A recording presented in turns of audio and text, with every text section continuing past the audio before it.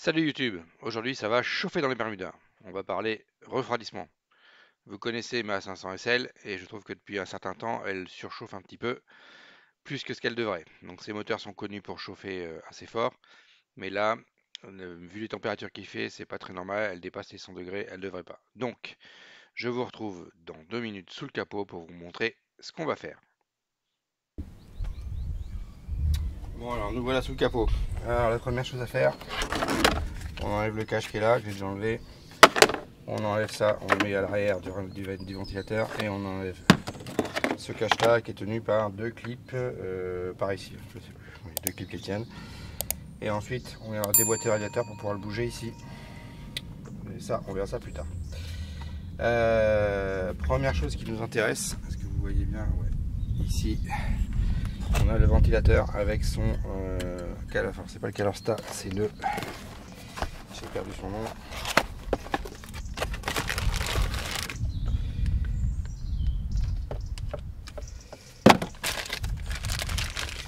C'est un thermocoupleur à bain d'huile, clair. Suivant la température, il vient entrer ou pas l'hélice qui est là. Alors,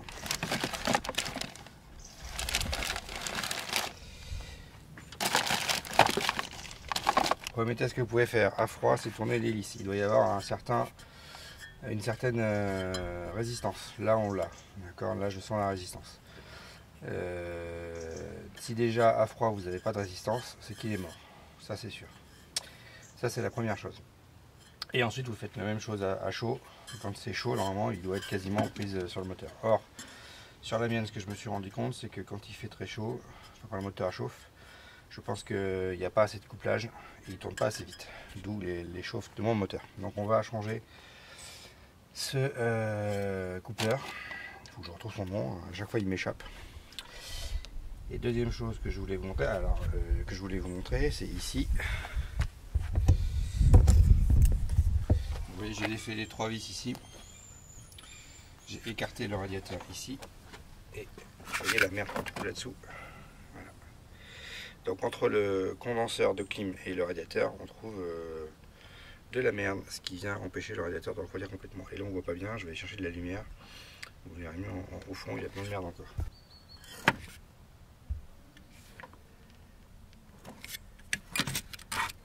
Vous voyez le fond, il y a un tas de merde, pas possible. Donc on va aller aspirer tout ça, nettoyer tout ça. On va aller nettoyer, aspirer tout ce qui se trouve là-dedans. On va changer le viscocoupleur. Ah, c'est le terme que je cherchais, le viscocoupleur, merci. Vous m'aidez pas les gars. Nettoyer ça, changer le viscocoupleur. Sur ce véhicule, j'ai déjà vidangé le circuit de refroidissement, mais vous pouvez aussi vidanger votre circuit de refroidissement. J'avais déjà changé le thermostat, vous pouvez aussi le changer. Nettoyer le radiateur, j'avais déjà fait tout ça quand je l'ai eu. Donc on peut le refaire, mais là, je vais pas le refaire. Et autre tips qu'on peut faire, j'ai déjà fait sur ce véhicule, au niveau de la sonde de température ici, voilà. Si vous voyez la sonde de température ici, là, on vient y rajouter une résistance de 1 kΩ qui vient faire déclencher les ventilateurs, pour le coup les ventilateurs électriques ici beaucoup plus tôt. Donc j'ai des ventilateurs électriques qui se déclenchent beaucoup plus tôt sur le véhicule. Malgré tout, c'est un peu tard puisque ils se déclenchent quasiment qu'à 95 et à mon avis, avec la merde qu'il y a ici, ça se passe pas bien. Et normalement c'est lui qui doit quand même refroidir le moteur, c'est pas les radiateurs électriques. Les radiateurs électriques sont plus faits pour la clim qu'autre chose. Donc voilà le plan. Changement du viscocoupleur, nettoyage, et c'est parti.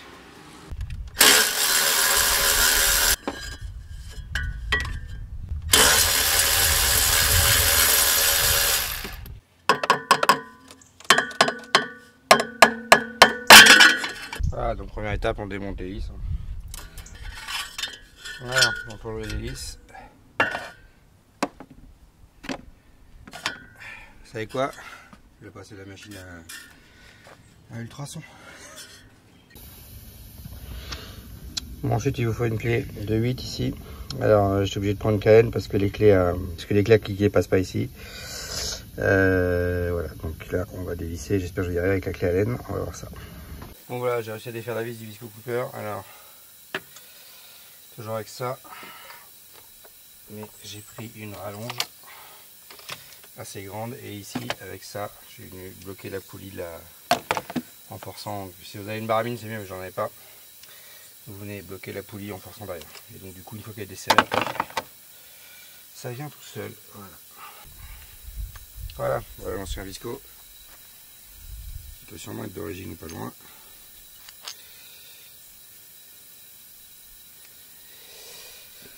Voilà. Et donc ça se dessert dans le sens normal. Et ça se sert dans le sens normal. C'est pas un pas inversé, c'est un pas normal. Alors, tant que c'est là, on va venir nettoyer ici et aspirer.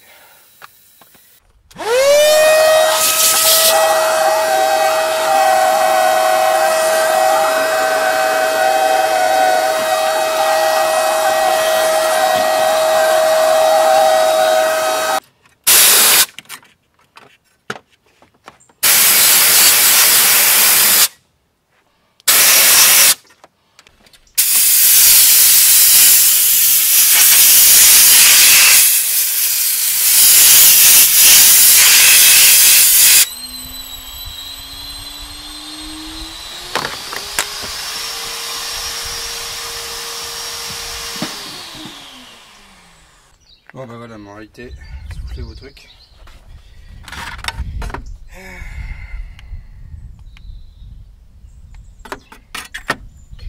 Voilà, c'est nettement mieux.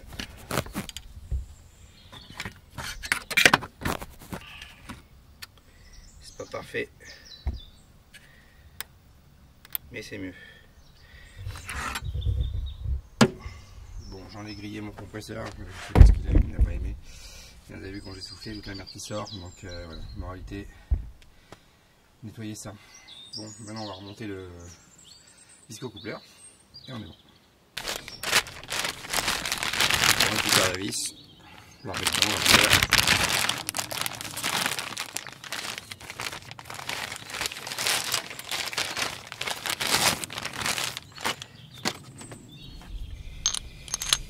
Tout simplement.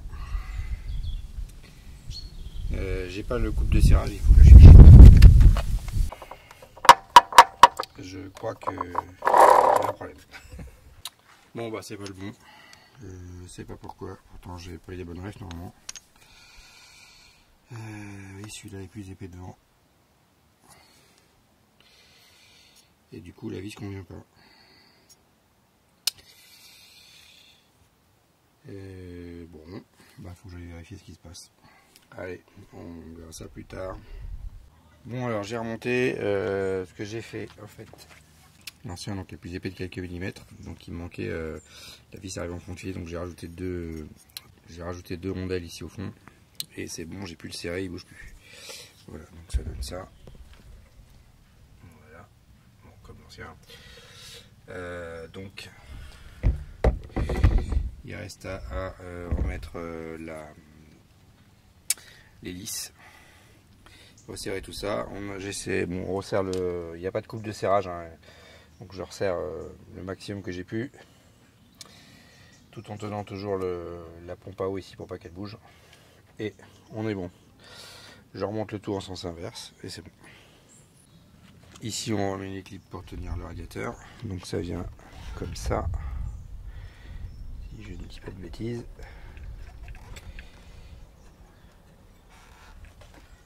Comme ça, pardon. Et comme ça. Voilà. Ici on refixe les vis pour refixer ça ici. Il restera les vis et les plastiques à remettre.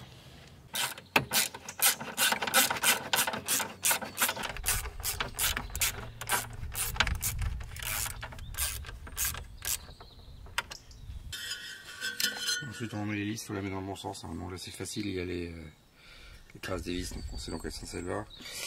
De ce que je me suis laissé dire, il y aurait une marque qui indiquerait le front, mais ça dit pas.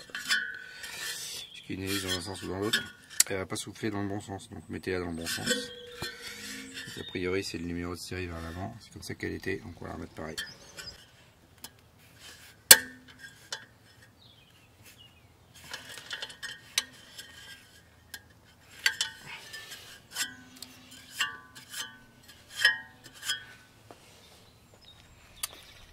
Voilà, c'est monté et celui-là est nettement plus dur que l'autre, je trouve.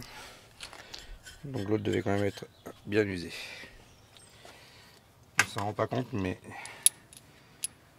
ça s'use. Bon, bah le cache il va avec l'ancien, mais il va pas avec le nouveau. Il se monte là, mais sur le nouveau, il a pas envie. Donc, bah il n'y aura pas de cache. Alors oui, le radiateur il vous nique les mains.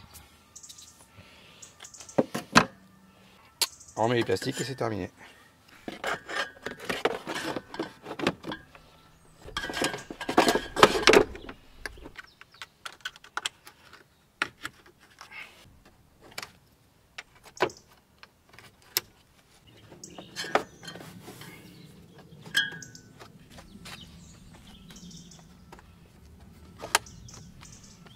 Voilà, c'est terminé, tout est remonté. On va aller faire un tour, vérifier ça.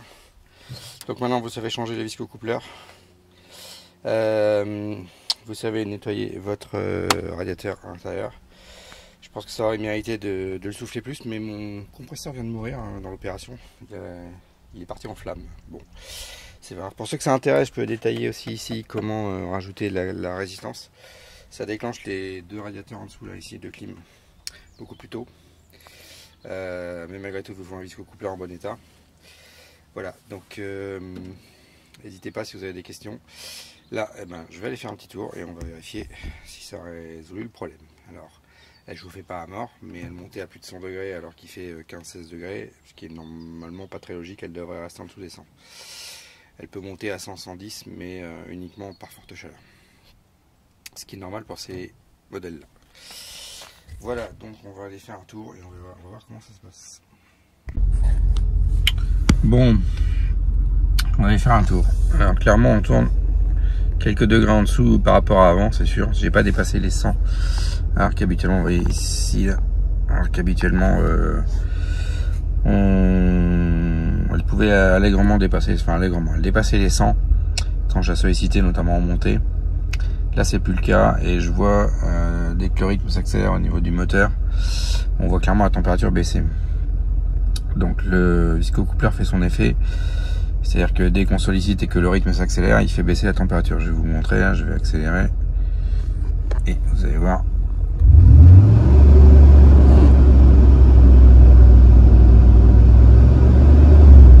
On voit la température qui baisse, donc il fait son boulot. Voilà. Bon, je vais couper parce qu'il y a des voisins.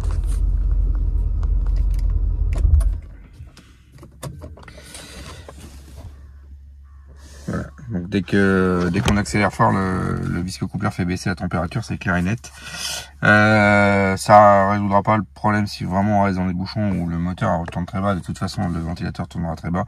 Bon là, j'ai ni chauffage ni clim. Quand vous mettez le chauffage ou la clim, ça fait aussi baisser la température, mais bon voilà. Donc on tourne clairement plus bas parce que je dépassais facilement les 100 et là je les ai pas dépassés depuis tout à l'heure. Et pourtant j'ai fait un bon tour. Donc voilà, ça améliore les choses, c'est pas parfait, mais de toute façon ces moteurs-là sont connus pour chauffer. En rythme de croisière, on tourne en dessous des à ce niveau-là à peu près. Donc ça me paraît à peu près normal. Voilà pour cette vidéo, l'objectif a été atteint, c'était d'arrêter qu'elle surchauffe un petit peu comme elle faisait. Je pense qu'il faudra, je vais revidanger le circuit de refroidissement à la prochaine révision, ça c'est certain. Et je vais voir pour démonter complètement le radiateur en même temps, le passer au Karcher, voir le changer. Alors, je pense que le radiateur est quand même encrassé quand je vois la soufflette qui est sortie. J'ai pas pu continuer parce que j'ai tué mon compresseur, mais je ferai ça, je pense, à la prochaine révision, qui devrait grandement encore améliorer les choses. Voilà, et ben je vous dis à bientôt pour une autre vidéo.